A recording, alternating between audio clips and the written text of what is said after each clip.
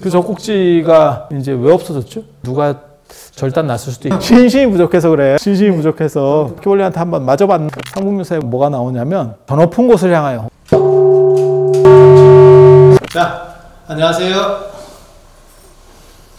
지금 우리가 상원사에 또 왔잖아요. 네, 상원사 동종 앞에 와 있습니다. 상원사 치고는 조금 그렇긴 한데 상원사 동종 자체가 유리각으로 이렇게 막혀 있기 때문에 좀 더 자세히 보여드리려고 그거를 그대로 이렇게. 이게 상원사 동종 3D로 이렇게 해서. 아니, 그런 건 아니에요. 그런 거 아니에요? 비슷하게 만든. 비슷하게 만든. 저는 똑같은 종이에요. 그래서 설명은 여기서 하고 나중에 이제 상원사 가서 또 얘기를 하고. 이게 우리나라에서 제일 오래된 종이잖아요. 네네네. 언제 만들어진 종이죠? 기록상에 성덕왕 724년에 만들어졌다고 하죠. 네네. 성덕대왕 신종 할 때. 그렇죠. 네네. 네, 근데 성덕대왕 신종은 이름은 성덕대왕 신종인데 에밀레 종이 원래 이름이 성덕대왕 신종이잖아요. 네네. 그거는 성덕대왕을 추모하기 위해서 아들이 만들다 실패하고 그 다음에 손자인 해공왕이 만든 거고, 이거는 성덕대왕 때 만들었으니까 진짜 만든 거. 정말. 그래서 이 종이 가장 오래된, 그래서 최고의 종이라는 표현을 두 가지를 써요. 연대가 높다 할 때 오래일 꽃자를 쓸 때는 이 종, 그 다음에 물건이 최고로 좋아요 라고 할 때는 에밀레 종을 쓰고, 이렇게 해서 말장난할 때. 이게 어디 썼는지 아세요? 이 종이? 제가 알기로는 안동에서 건너온 걸로 알고 있어요. 그래, 이게 유교 종이잖아요. 네네네네. 이 종이 이미 순유 억불 정책이 시작돼서 조선 초기에 시작이 돼서, 그러니까 절은 사라지고 종은 안동 문루에, 문루가 뭐냐면 성문을 열고 닫고 하는 데 있어서 시간 알리는 종으로 사용을 하고 있어서 지금 보신각종처럼 절종인데 관종으로 쓰고 있었다는 거예요. 이 관심이 있어서 관종 아니고. 근데 이게 시간을 이렇게 문루에다 시간을 알리는 종이었으면 굉장히 소리가 좋았다는 반증이겠죠? 그렇기도 하고, 또 이러한 종을 그 당시 별로 이제 구하기도 어렵고, 이 정도면 최고의 통일신라 시대를 대표하는 종이에요. 통일신라 시대 종의 특징 아세요? 제가 알기로는 제 용머리 여기가 가장 소리한 그 부분이 가장 특징이라고 저는 알고 있거든요. 이 용이 한 마리 있는 것도 그렇고, 이 옆에 이제 만파식적 음통이라고도 하고 뭐 어쩌고저쩌고 얘기도 많이 하는데, 이제 만파식적이라고 주장하는 사람들도 있고, 저 대나무 같이 생겼다 그래서 만파식적이라고 하고, 저 같은 경우는 저 수미산으로 또 보는 관점이 있어요. 그래서 용이 한 마리 있는 게 우리나라 종이고, 용이 두 마리 있는 게 중국 종이에요. 그래서 쌍종이냐 외종이냐 이렇게 보는 거고, 그리고 진짜 재밌는 거는 이 밑으로 이렇게 들어가서 보면 이게 구멍이 뚫려 있어요. 네, 그래서 구멍이 뚫려 있어요. 구멍이 소리가 또 나가는 거죠? 그런 설들도 있었는데 그게 증명이 안 돼요. 그래서 그걸 뭐라고 저는 생각을 하냐면, 부처님이 내려오는 구멍? 뭐 그런 게 어딨냐라고 말하는 사람들이 있는데, 위패에도 위아래 구멍이 있어요. 전통 위패에는. 그게 신이 오가는 구멍. 그러니까 부처님은 열반에 드셔서 그렇게 오간다라는 개념은 없는데, 옛날 사람들이 자기네식으로 생각해서 그래요. 그리고 지금 가사에, 조계종 가사는 재봉틀로 만들기 때문에 그런 게 없는데, 실제로 우리 전통 가사도 통불문이라 해서 부처님이 왔다 갔다 하는 구멍이 있어요. 전체 가사가 쭉 연결돼서 마치 미로처럼. 금강경 탑다란이도 그런 거거든요. 금강경 탑다란이도 이렇게 보면 하나 끝에서부터 미로처럼 해갖고 쫙 돌아서 끝으로 나가게 돼 있어요. 그러니까 옛날 사람들이 그런 거 되게 좋아해요. 부처님이 이 종에 임재하신다, 뭐 이런 의미로 쓰지 않았겠나. 이 종이 그렇게 연대가 뚜렷하게 남아있는 거는 에밀레 종도 옆에 이렇게 보면 글씨들이 쫙 있는데, 이 종이. 그럼 이 정도 당연히 연대가 남아있겠네요? 아니, 에밀레 종에는 연대는 없어요. 그 내용만 있지 뚜렷한 연대가 없어요. 근데 그러면 이 종은 연대가 남아있다는 건가요? 네. 이거 여기 약간 뭐가 파였는데 이건가요? 네, 거기 글씨 한번 읽어보세요. 그래요. 한번 읽어봐. 그리고 이게 에밀레 종과 다른 가장 큰 차이점 중에 하나가 이 젖꼭지, 이 공식 명칭이 유두 젖꼭지입니다. 근데 이게 무슨 작용인가요? 이게 한 판에 9개잖아요. 뭐 작용이 있는 건 아니고 아마 상징일 거예요. 그래서 4개니까 4, 9, 36, 그래서 1년. 그러니까 하나에 10개씩 해서 1년 정도를 상징을 하는 거고, 4개는 사계절. 네. 네, 사계절. 그래서 부처님의 가르침이 1년 내도록 그 다음에 사방으로 이렇게 퍼져나간다라고 하는 거고, 이게 유두라고 하니까 사람들이 이제 조금 약간 우습게 생각을 해서 이거를 연봉이다, 연꽃봉울이다 이렇게 표현하자라는 주장도 있는데요. 이게 다 젖꼭지가 이렇게 튀어나온 게 아니고 에밀레종 같은 경우는 이게 젖꼭지가 붙어 있죠. 네, 네. 그리고 이 종의 가장 큰 특징이 이 테두리에 악대가 있어요. 딴따라들이 엄청나게 많습니다. 상대, 중대, 하대 이렇게 나오는데 그 다음에 이걸 유곽이라고 하거든요. 여기에도 지금 다 악대들이 있어요. 그래서 신라시대 때 어떤 악기들이 있었는지, 그 다음에 어떤 악기가 유행을 하는지를 알 수 있는 굉장히 좋은 거예요. 여기를 유곽이라고 했는데 네. 연꽃으로 표현한다면 연곽이겠네요? 그렇죠. 넝쿨 무늬로다가 딱 장식을 하고 여기에서 악대들은 어떻게 보면 천신들, 신들 중에서 음악신들이 있어요. 부처님께서 계시니까 이런 천사들이 다 내려와서 이제 음악 공양을 올리는, 옛날에 최고로 존귀한 분한테는 공양을 올릴 수 있는 게 거의 없대요. 그래서 사람들이 할 수 있는 게 향하고 좋은 향기하고 그 다음에 이제 찬탄, 음악 이렇게. 그리고 또 한 가지 이제 나오면 꽃. 지금도 사찰에서 그런 걸 우리가 사시하죠. 네, 네. 향화청. 향과 꽃으로 정합니다. 이렇게. 이거는 이제 연화판이라고 해서 이제 부처님께서 깨달으셨다. 불보살이 깨달으면 연꽃이 핀 모양이거든요. 그래서 요걸 통해서 이런 깨달음의 소리가 널리 퍼진다.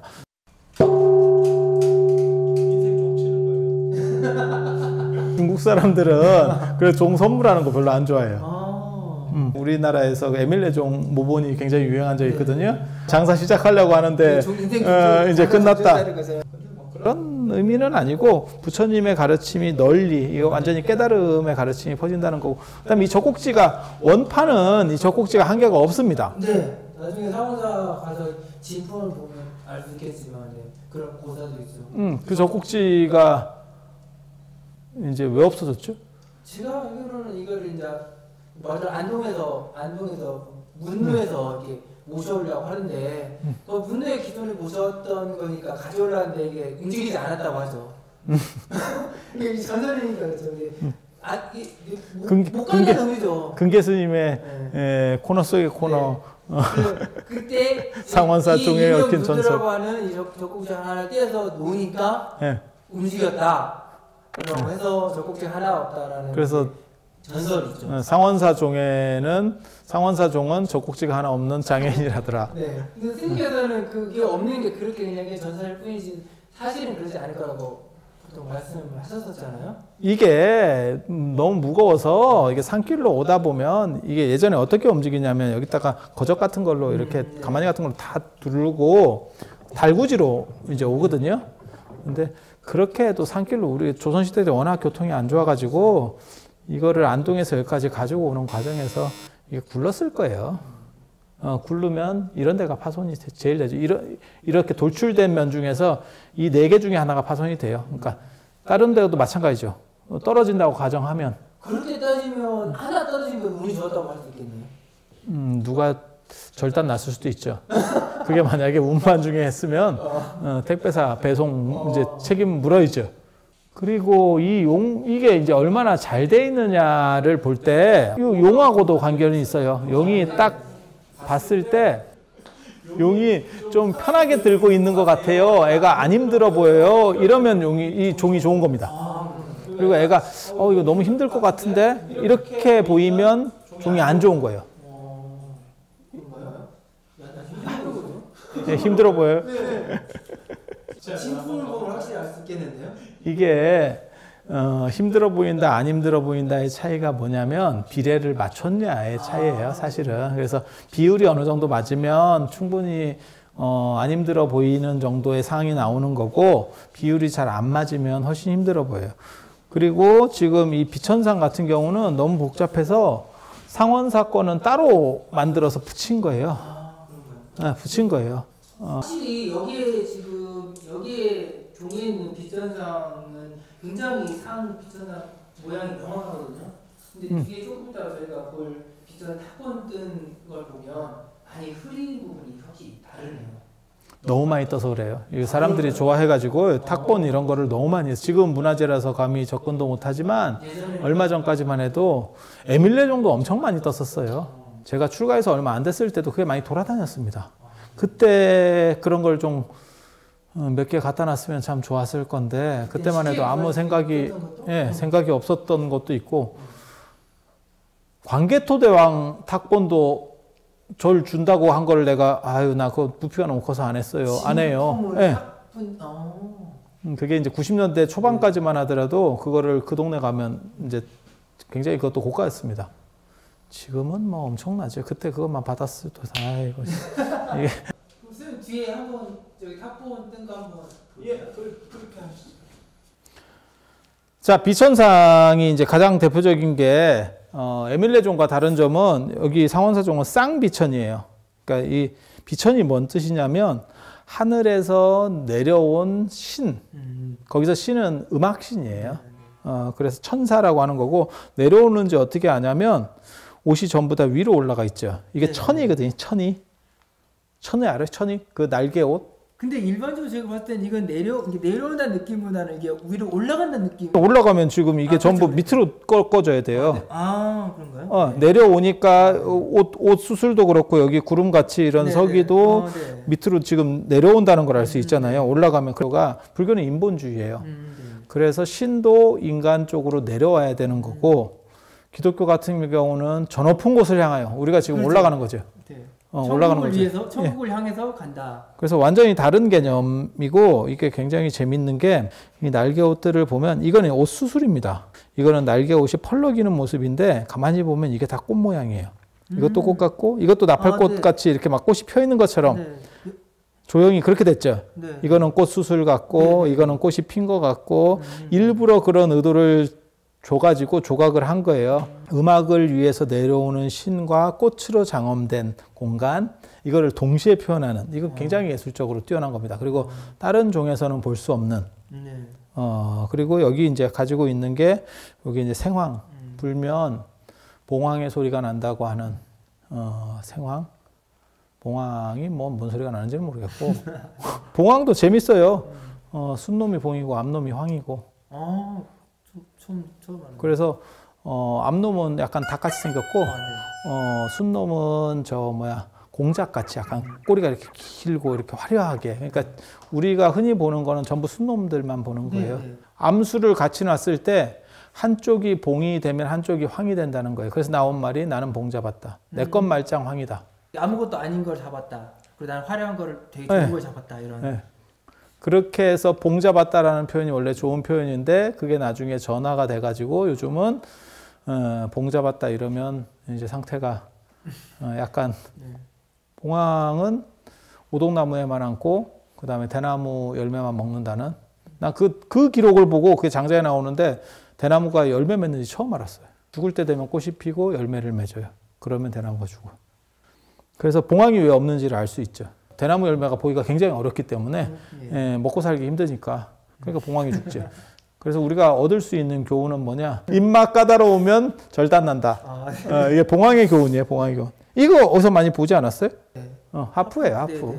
이게 중앙아시아 쪽에서 이제 서양에서 들어오는 악기예요. 이런 비파 같은 경우는 뭐 쉽고, 비파는 이 비파가 어디서 나오냐면 사천왕 할 때도 비파가 나오거든요. 요거는 실물이 일본에 있어요. 일본에 정창원에 가면 요거 이렇게 허리에다가 이렇게 차는 장구 같은 거예요. 이렇게 자세히 보시면 장구 같은. 이거 향발이라고 하는 거는 바라춤 출 때 조그만 거 그걸로 이렇게 쨍쨍하면 큰 바라는 춤용이고. 근데 약간 중국에는 그런 조그만 바라 같은 게 있잖아요. 있어요. 그게 그거예요. 그게 향발.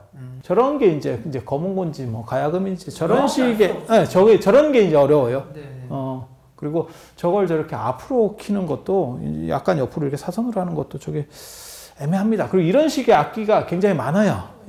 그 다음에 악기들이 어떻게 바뀌었는지도 모르고, 여기 같은 경우는 이게 지금 어떻게 보면 검은고 같은 그런 거라고 보는데, 이건 지금 요거라고 나오는데, 요거는 중간이 이렇게, 중간이 장구같이 이렇게 짤룩한 게 요거. 이렇게 긴 거는 옆으로 키는 지금 악기가 되는 거. 이 실물을 안 보니까 지금 이게 뚜렷하지 않아서 지금 이건 단순히 종소리만 나는 게 아니고 이런 내용들을 알면 음악 소리가 나는 거예요. 부처님의 법음이라고 하는 종소리 플러스 오케스트라죠. 네. 그 당시 오케스트라. 근데 말 그대로 알면은 들리고 알면 보이는 것처럼. 그래, 지금 들리는 것 같지 않아요? 그 소리가? 안 들립니다. 아, 그래? 아직 모르겠어요. 신심이 부족해서 그래. 신심이 부족해서. 긴장하겠습니다. 자세히 들어봐. 자세히 들어봐. 네, 들리는 것 같지 않아요? 네, 들립니다. 환청이에요. 그거는 이명현상, 이명. 이제 늙어서. 아, 네. 내가 스님께 2번 써봤군요. 네. 이 종이 생각보다 이렇게 디테일하게 보면 굉장히 재밌어요. 그리고 좀 안타까운 거는 이 밑에 좀 들어가서 이렇게 구멍을 보는 그 재미도 있는데 요즘은 그걸 잘 못 보니까. 그리고 이 종이 항아리 같이 이렇게. 네. 그리고 보면 상원사에 올라가다 보면 종 밑에 이게 약간 원폭 파였잖아요. 그 소리 때문에 이렇게 파는 거지, 울림 때문에. 네, 거기를 그렇게 파는 경우도 있고 거기다 밑에 아예 항아리를 묻는 경우도 있어요. 네. 그래서 이게 중국에서 종이 시작됐다라고 하는데 이 디자인은 우리나라에밖에 없어요. 그래서 이게 학명 자체가 코리안벨입니다. 그러니까 중국 종은 약간 나팔처럼 맨 밑에가 약간 이렇게 벌어졌어요. 네. 우리는 밑에가 이렇게 암흑하게 막혔거든요. 항아리 딱 느낌이죠. 네. 네, 중국 종하고는 약간 의미가 달라요. 그리고 일본 종은 좀 높게 매달아요. 또 특징이. 우리는 낮게 매달아서 밑에까지 파서 아까 스님 말씀하신 것처럼 울림이, 소리가 양쪽으로 이렇게 울리고 이렇게 울리게. 아까 스님 종 치셨는데 저 위에 용이 제가 굉장히 소심한 애거든요. 제가 포레라고 하는 애인데 겁쟁이 용이에요. 그리고 제가 싫어하는 애가 있어. 굉장히 무서워하는. 사람마다 무서워하는 게 다른데.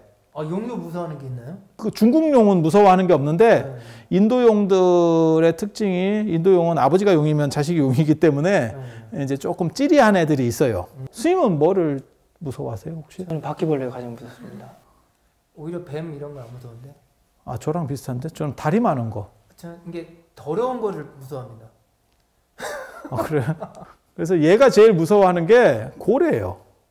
뭐 때문에 무서워? 마가로 고래 몰라요? 뭐 공포하는데 뭐가 있나요? 글쎄요. 그냥 스님도 바퀴벌레를 무서워하는데 뭐가 있겠어요? 바퀴벌레한테 한번 맞아봤는데 삼국유사에 보면 뭐가 나오냐면 닭목. 아까 스님이 치는 종 치는 그걸 닭목이라고 그러거든요. 나무를 그 닭목을 고래 모양으로 깎았다라고 하는 게 있어요.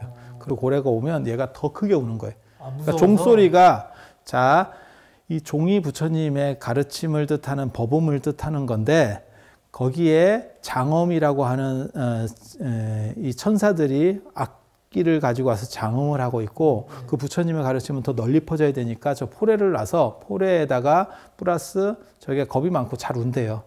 그래서 거기다가 저 닭목을 고래 모양으로 만들어서 치면 한 번 더 증폭하는 거지. 그러니까 저 용이 가만히 있는 게 아니고 한 번 더 종소리가 나는 걸 한 번 더 울리는 역할. 네. 굉장히 재밌는 네. 생각들을 하는 거예요, 사람들이.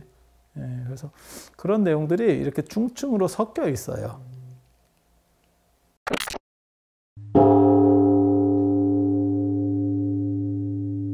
안녕하세요. 스님, 저희가 지금 네. 상원사 동종 진짜 이거 문 따고 들어왔잖아요. 그렇죠. 진품을 보시니까 어때요?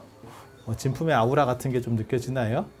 네, 이게 굉장히 여기 지금 이렇게 주물로 이렇게 이게 밀랍에 이렇게 노래를 하잖아요. 그때 굉장히 지금 이게 700년 불구하고 굉장히 섬세하게 남아 있거든요.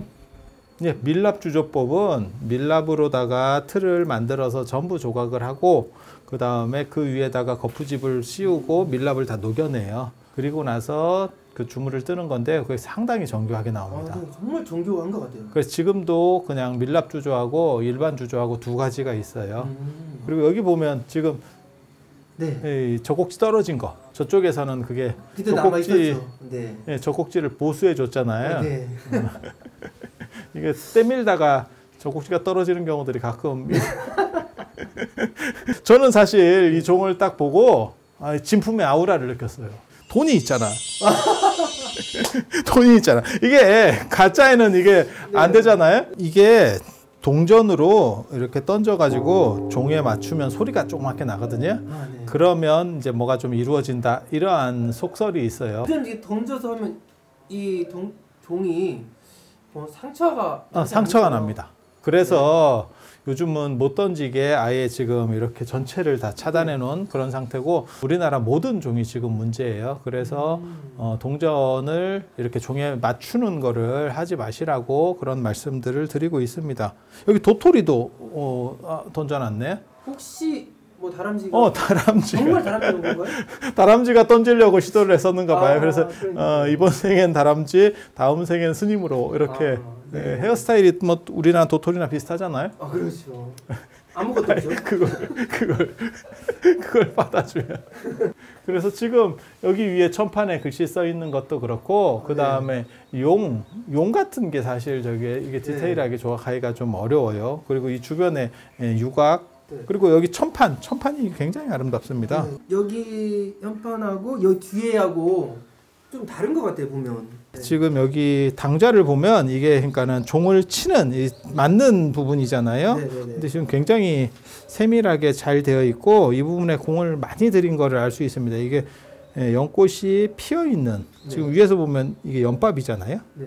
그리고 여기 보면 여기 당좌 자체도 이렇게 튀어나와 있는데 여기 뭐 유두 같은 경우도 다 튀어나왔잖아요. 이거는 처음에 이게 밀랍 주조할 때부터 있는 그 모양을 만드는 건 한 방에 여기 같은 경우는 지금 이렇게 보시면 여기 옆에서 한번 보세요. 그러면 옆에 이렇게 갈라져 있죠. 이거는 한 방에 주조했다는 뜻이에요. 그리고 이 당자 같은 경우는 중간에 이렇게 테두리 같은 거를 약간 볼 수 있는데 붙였을 지금 그게 어느 정도 이상 농후합니다. 옆에 지금 비천상도 이거는 파서 붙인 게 뚜렷하게 흔적이 나오고요. 파서 연결시키는 게 있어요. 그러니까 이거를 종을 뚫어내는 게 아니고 일부를 이렇게 포를 떠가지고 거기다가 딱 붙이는 그런 작업들을 합니다. 너무 복잡한 거는. 그리고 그 부분이 메인이다라고 생각하는 거에서 섬세한 디테일이 요구될 때 그런 작업을 해요. 디테일이 좀 다르지 않아요? 그러니까 여기 디테일하고 이 섬세도하고 여기 섬세도가 여기가 더 섬세한 것 같긴 해요, 확실히. 그렇죠.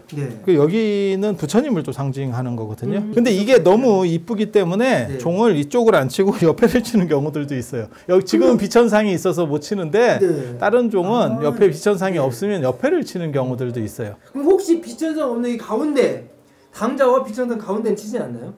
아니 그렇게까지는 좀 그렇게까지는 좀 아닌 것 같은데.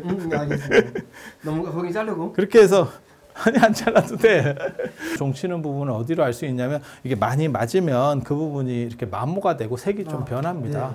종 망치로 열심히 이렇게 맞으면 이 종도 약간씩 이제 누그러지니까요. 아무리 나무대 동이라도 동은 또 속성 자체가 물러서 근데 쇠로다가 주조할 수는 없어요. 쇠는 단단하지만 소리 자체가 이렇게 약간 깨지는 소리가 나고 쇠소리 이렇게 좀 강한 소리가 나고 동이 훨씬 부드러운 소리가 나거든요. 그리고 이 동이 잘 녹습니다. 전각에 불이 나면 이 종이 녹습니다. 그래서 낙산사 화재 때 낙산사 동종이 녹았는데 그게 보물이었거든요. 거기 보면 되게 재밌는 게 그 녹은 거를 전시해요. 거기 자세히 보면 동전들이 있습니다. 거기도 바닥에 동전이 있었다는. 동전이 때문에 같이 녹으면서? 굉장히 재밌어요. 이 안에 들어와서 이렇게 보면 참 좋겠지만 보고 만지면 참 좋겠지만 저희는 이제 스님이니까 일반 제가인도 만질 수 있는 방법이 있죠. 어떻게요? 스님이 되면 되죠. 출발. 그리고 지금 이제 이 정도 떠 있으면 밑에 살짝 들어가서 보면 밑에가 굉장히 두껍습니다. 여기는 두껍고 그 다음에 가운데로 갈수록 얇아요. 이쯤 되면 이제 좀 얇고 그리고 안에 이렇게 보시면 구멍 뚫린 게 음무 파인 건 약간 소리의 영향도 분명히 공명 현상을 주기 위한 거고 원래는 더 낮게 걸어야 될 수도 있어요. 근데 치는 거를 고려해서 지금 이 정도로 지금 만들어 놓은 것 같아요. 이 밑에서 볼 수 있는 제일 진기한 현상이 요 구멍. 이거는 진짜 밑에 안 들어가면 못 봅니다. 위에 그 선생님 용은 약간 청동 색깔처럼 녹이 약간 흐려 보이는 청동 이렇게. 그러게요. 다른 것 같아요.